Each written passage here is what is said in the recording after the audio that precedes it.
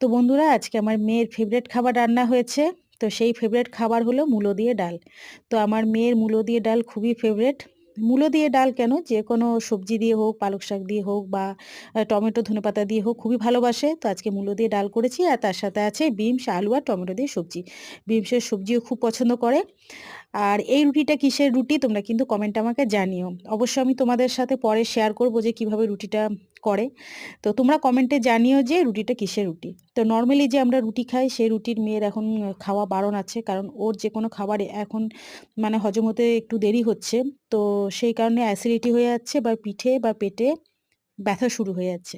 তো ডাক্তারে এসব খাবারই খেতে বলেছে যেগুলো খুব চটজলদি হজম হবে। তো এই রুটিটা আজকেও ১ম বার খাবে।